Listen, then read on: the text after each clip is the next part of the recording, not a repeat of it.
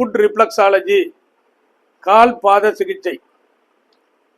இந்த கால் பாத சிகிச்சையானது நம்ம உடல்ல இருக்கக்கூடிய ஆல் ஆர்கான், எல்லா உறுப்புகளுக்கும் தொடர்புடைய கனெக்டட் பாயிண்ட் நம்ம 2 கால் பாதங்களிலும் இயற்கையாகவே அமைக்கப்பட்டுள்ளது. அதை காட்டுறது இந்த பிக்சர். அப்போ நம்ம உடல்ல என்ன இருக்கு அப்படின்னா 10 ஆர்கான், 7 எண்டோக்ரின் கிளாண்ட், நரம்பு மண்டலம், தசை மண்டலம், பிளட் வெசல்ஸ், இது எல்லாமே நம்ம உடல்ல இருக்கிறது. அந்த பார்ட் எல்லாமே 2 கால்களிலும் இயற்கையாகவே இணைக்கப்பட்டுள்ளது. அப்ப கால் பாதங்கள்ல நம்ம உடல் உறுப்புகளுக்கு தொடர்புடைய அந்த கனெக்டட் பாயிண்ட் கரெக்டா ரெலவெண்டா எந்தெந்த இடங்கள்ல இருக்கு அப்படிங்கிறத ஃபர்ஸ்ட் தெரிஞ்சுக்கணும். அதுக்கப்புறம் நெக்ஸ்ட் எப்படி ப்ரெஷர் கொடுக்கணும், எந்த அளவுக்கு அழுத்தம் கொடுக்க வேண்டும், ஒவ்வொரு உறுப்புகளுடைய செயல்பாடுகள் என்ன, எந்தெந்த உறுப்புகள் என்னென்ன ஒர்க் பண்ணுது, அந்த உறுப்பு சரியாக ஒர்க் பண்ணலைன்னா என்ன டிசீஸ் நம்மளை பாதிக்கும், அதிகமாக ஒர்க் பண்ணால் என்ன பாதிப்பு ஏற்படும், கம்ப்ளீட்டாக டேமேஜ் ஆகிட்டுனா என்ன பாதிப்பு ஏற்படும், இதெல்லாம் முழுமையாக தெரிஞ்சுக்கிட்டாதான் முழுமையாக நம்ம கால் பாத சிகிச்சையை செய்வதற்கு நமக்கு பாசிபிளாக இருக்கும். அதனால இந்த கால் பாத சிகிச்சை அப்படிங்கிறது பார்ப்பதற்கு எளிமையாக இருந்தாலும் 100% ஆரோக்கியத்தை பாதுகாக்கக்கூடிய ஒரு தெரபி. இது கிட்டத்தட்ட ஒரு 10,000 ஆண்டுகளுக்கு முன்பு இந்தியா, சைனா, எகிப்து, அமெரிக்க பழங்குடியின மக்கள் இவர்கள்லாம் கடைபிடிக்கப்பட்டு வந்த ஒரு தெரபி. இந்த 30 ஆண்டுகள்ல விஞ்ஞான வளர்ச்சி அடைந்த காரணத்தினால் பல்வேறு நாடுகளில் இந்த தெரபியை விஞ்ஞான அடிப்படையில் ஆய்வு செய்து இதை உடல் ஆரோக்கியத்தை பாதுகாப்பதற்கும் நோய்களை குணப்படுத்துவதற்கும் முறையாக பயன்படுத்துகிறார்கள். இதை ஃபாரின்ல எல்லாம் 2 வருஷ கோர்ஸ், 2 வருஷம் படித்து 1 வருஷம் பிராக்டிக்கல் ட்ரைனிங் எடுத்து அதை முழுமையாக அங்கீகரிக்கப்பட்ட சான்றிதழ் பெற்ற பிறகு ஒரு குவாலிஃபைடு தெரபிஸ்டாக செயல்படக்கூடிய வாய்ப்பு, இன்னைக்கு வேலை வாய்ப்புகளை அதிகமாக கொடுக்கக்கூடிய ஒரு தெரபிகளில் ஃபுட் ரிஃப்ளெக்ஸாலஜி ஒன்று. அப்போ என்ன பண்ணோம் அப்படின்னா, ஃபுட் ரிஃப்ளெக்ஸாலஜியில் பார்த்தீங்கன்னா 10 ஆர்கான் அப்படின்னாலே நம்ம உடலை இப்படி பார்த்தோம்னா உடல்ல ஆன்டீரியர் மெட் முன்பக்கம், heart 1, spleen 1, 2, kidney 3, urinary bladder 4, liver 5, gall bladder 6, lungs 7, stomach 8, small intestine 9, large intestine 10. இந்த 10 ஆர்கான்ல வர்றது தான் டிசீஸ், புதுசா எதுவும் வர்றது கிடையாது. அதுல வரக்கூடிய நோய்களை நாம் தான் முழுமையாக குணப்படுத்தும் வரை சிகிச்சை முறையை மேற்கொண்டு நம் உடலை ஆரோக்கியமாக வைத்துக் கொள்ள வேண்டும். இன்றைய காலகட்டத்தில் பார்த்தோம்னா ஹார்ட் ப்ராப்ளம் நிறைய பேருக்கு அதிகமாக பாதிக்குது. ஹார்ட்டுடைய இன்ட்ரோடக்ஷனா பார்க்கும்போது ஹார்ட்டுடைய ஃபங்க்ஷன் என்னன்னா சர்க்குலேட்டரி சிஸ்டம், இரத்த குழாயின் வழியாக இரத்தத்தை உடலில் உள்ள எல்லா பகுதிகளுக்கும் சீராக எடுத்து செல்லக்கூடிய வேலையை பர்த்லேருந்து இறப்பு வரைக்கும் ஹார்ட் பண்ணுது. அப்போ ஹார்ட்டுக்கு பிளட் போனாதான் அதுக்கு வேலை. பிளட் எப்படி ஹார்ட்டுக்கு போவோம், யார் அதை எடுத்துட்டு போறது, இதெல்லாம் மற்ற உறுப்புகளுடைய இன்ஃப்ளூயன்ஸ் துணை இருந்தால் தான் ஹார்ட் ப்ராப்பராக ஃபங்க்ஷன் ஆகும். அதுக்கப்புறம் பார்த்தீங்கன்னா ஸ்பிளீன், மண்ணீரல் ஒரு முக்கியமான ஆர்கான்.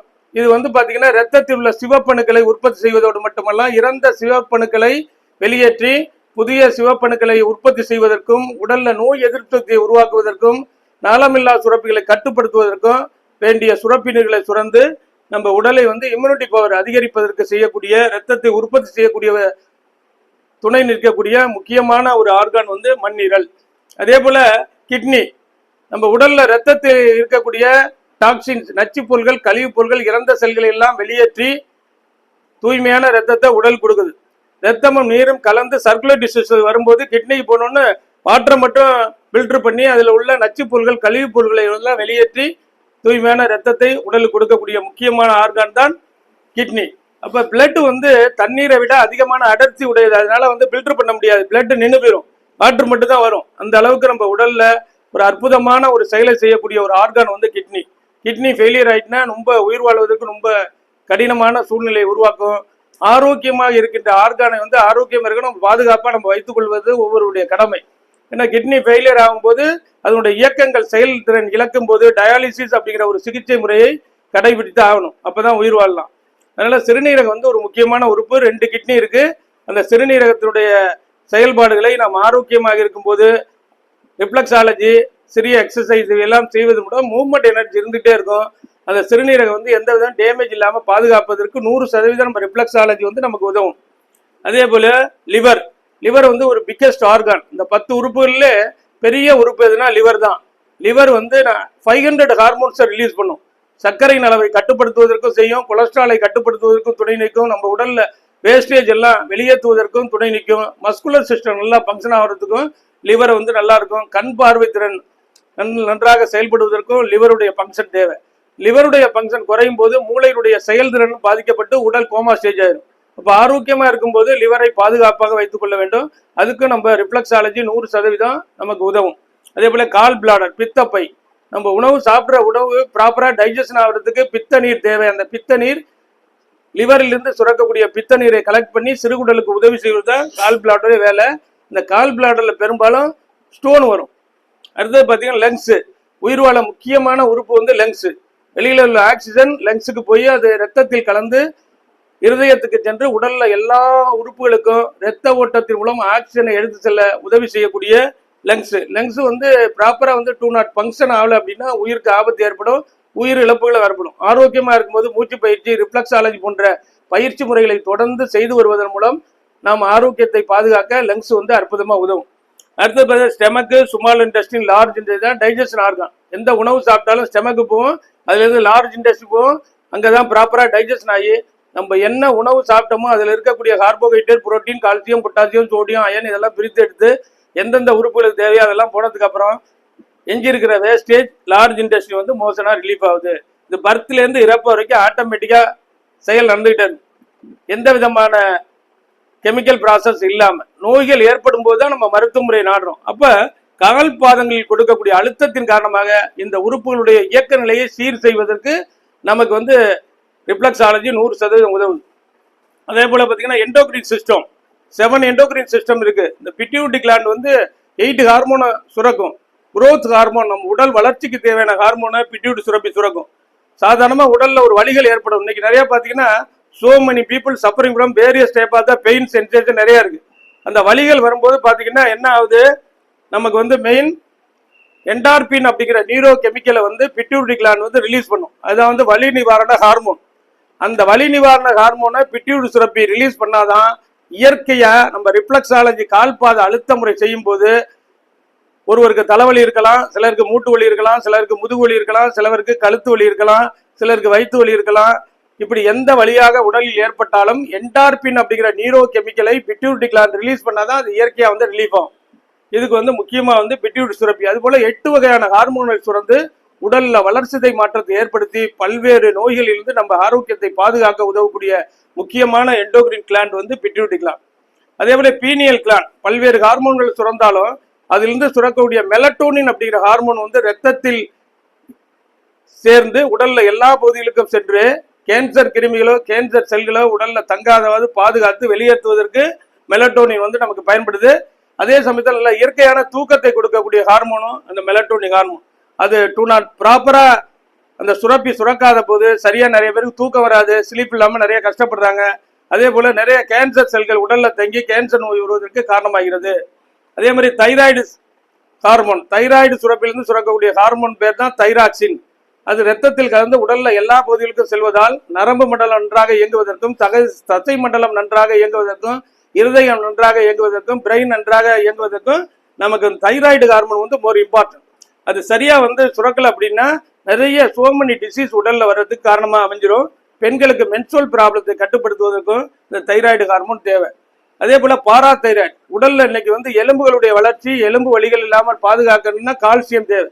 அந்த கால்சியத்தை வந்து பேலன்ஸ் பண்ணக்கூடிய ஹார்மோனை சுரக்கிறது பாராதைராய்டு கிளாண்ட்.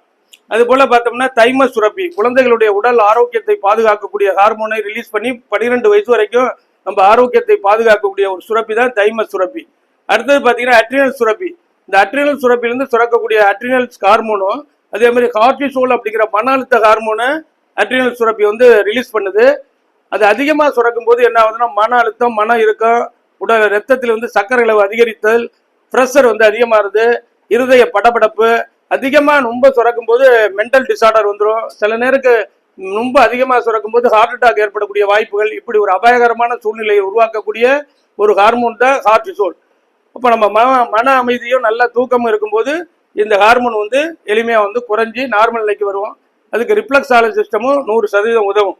அதே போல பேங்க்ரியாஸ், இதுலேருந்து சுரக்கக்கூடிய ஹார்மோன் தான் இன்சுலின். நம்ம ரத்தத்தில் உள்ள சர்க்கரை அளவை கட்டுப்படுத்த பயன்படுது.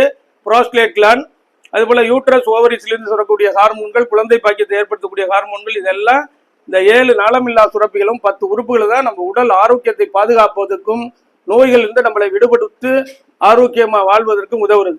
இப்போ ரிஃப்ளெக்ஸாலஜி சிஸ்டத்தில் கால் பகுதியில் முறையாக அழுத்தம் கொடுத்து தூண்டுவதன் மூலம் இந்த உறுப்புகளுடைய இயக்க நிலையை சீர் செய்வதற்கும் நோய்களை குணப்படுத்தவும் 100% உதவி செய்வது தான் நம்ம ரிஃப்ளெக்ஸாலஜி சிஸ்டம். அதே மாதிரி பிரெயின், நரம்பு மண்டலத்தை செயல்படுத்தக்கூடிய முக்கியமான ஒரு உறுப்பு அப்படின்னா பிரெயின். நம்ம உடல்ல 72,000 நர்வ்ஸ் கனெக்டட் ஹியூமன் பாடி. அப்போ உடல்ல எல்லா செயல்களையும் செய்வதற்கு நரம்பு மண்டலம் தேவை. அதுக்கு பிரெயின் வந்து ப்ராப்பராக ஃபங்க்ஷன் ஆகணும். அடுத்து லிம் கிளாண்டுன்னு ஒரு சுரப்பி இருக்கு. இது வந்து நிணநீர் சுரப்பி. இதை தூண்டுவதன் மூலம் நம்ம உடல்ல இருக்கக்கூடிய நோய் எதிர்ப்பு சக்தியை அதிகரிப்பதற்கான ஹார்மோன்களை ரிலீஸ் பண்ணி உடலை பாதுகாப்பாக வைத்துக் கொள்ளக்கூடிய லிம் சுரப்பியும் நமக்கு தேவை. அதே மாதிரி சோலார் பிளக்ஸ் சென்டர் பாயிண்ட் மத்திய நரம்பு மண்டலத்தை இயக்குவதற்கும் கேஸ் ஸ்டபிள், அசிடிட்டி, ஸ்டமக் ப்ராப்ளம் இவர்களை கட்டுப்படுத்துவதற்கும் இது பயன்படுது. அதே போல் கையில் எத்தனை உடல்ல ஜாயிண்ட் இருக்கு, 6 ஜாயிண்ட் இருக்கு. கையில் 3 ஜாயிண்ட், காலில் 3 ஜாயிண்ட், ஃபைனல் கார்ட், இதெல்லாம் சேர்த்து தான் ரிஃப்ளெக்ஸாலஜி சிஸ்டத்தில் முக்கியமான பாயிண்ட்ஸ். இந்த பாயிண்டுடைய செயல்பாடுகளை தனித்தனியாக முழுமையாக நம்ம அறிந்து கொண்டு கரெக்டாக ரெலவென்ட் பாயிண்ட் எந்த இருக்கு காலில்னு தெரிந்து கொண்டு நோய்க்குரிய அறிமுறைகளை நன்றாக அறிந்து கொண்டு அழுத்தம் கொடுக்கும் முறைகளை நன்றாக அறிந்து கொண்டு குழந்தைகளுக்கு எப்படி அழுத்தம் கொடுக்கணும், ஏஜ்டு பர்சனுக்கு எப்படி அழுத்தம் கொடுக்கணும், நோயால் பாதிக்கப்பட்டவர்கள் எப்படி கொடுக்கணும், அதை மெயின்டைன் ஹெல்த் இருக்கும்போது எப்படி வந்து ட்ரீட்மெண்ட் கொடுக்கணும், அதே போல் ஃபர்ஸ்ட் எய்ட் ரெமடியாக ரிஃப்ளெக்ஸாலஜி எப்படி பயன்படுது, இப்படி பல்வேறு வகையில் தெரிந்து குறிப்பிட்ட நோய்களுக்கு எப்படி புள்ளிகளை தேர்ந்தெடுத்து நம்ம செயல்படுத்த வேண்டும் என்பதையெல்லாம் முழுமையாக அறிந்து கொண்டு அங்கீகரிக்கப்பட்ட சான்றிதழ் பெற்று பகுதி நேர முழு நேர தொழில் செய்வதற்கு நம்ம ரிஃப்ளெக்ஸாலஜி சிஸ்டம் இன்றைய காலகட்டத்தில் 100% உதவுது. National association of skill development approved by MSME government of India மூலமாக டிப்ளமா இன் ஃபுட்ரிஃப்ளெக்ஸாலஜி பயிற்சி வகுப்பு ரெங்கா அக்குபஞ்சர் சென்டர் மூலமாக வசந்தங்காலனி சென்னை அண்ணா நகரில் நடைபெற்று வருகிறது. முழுமையாக கால்பாத சிகிச்சையை கற்று பயிற்சிக்கு பின் டிப்ளமா சான்றிதழ் பெற்று பகுதி நேர முழு நேர தொழில் செய்து வாழ்க்கை தரத்தை உயர்த்த விரும்புவோர் தொடர்பு கொள்ளவும். இந்த national association of skill development கொடுக்கக்கூடிய டிப்ளமா இன் ஃபுட்ரிஃப்ளெக்ஸாலஜி பயிற்சி, அட்வான்ஸ்டு டிப்ளமா இன் ஃபுட்ரிஃப்ளெக்ஸாலஜி பயிற்சியும் தொழில் செய்வதற்காக கொடுக்கக்கூடிய சான்றிதழ். நாம் முழுமையாக ஒரு தெரபியை கற்று அது பிராக்டிக்கல் ட்ரைனிங் எடுத்துக்கொண்டு அதன் பிறகு அங்கீகரிக்கப்பட்ட சான்றிதழை பெற்று ரிஃப்ளெக்ஸாலஜி தெரபிஸ்டாக செயல்பட்டு வருமானத்தை ஈட்டி வாழ்க்கை தரத்தை உயர்த்துவதற்கான செயல்பாடுகளில் national association of skill development செயல்பட்டு வருகிறது. அதனுடைய அங்கீகாரம் பெற்று நடத்தக்கூடிய பயிற்சி தான் diploma in foot reflexology, advanced diploma in foot reflexology பயிற்சிகள். கற்று பயன்பெற விரும்புவோர் தொடர்பு கொள்ளவும். 30 ஆண்டுகள் அனுபவமிக்க மருத்துவர் டாக்டர் ரவிச்சந்திரன், அண்ணா நகர், சென்னை. 9444641062. நன்றி, வணக்கம்.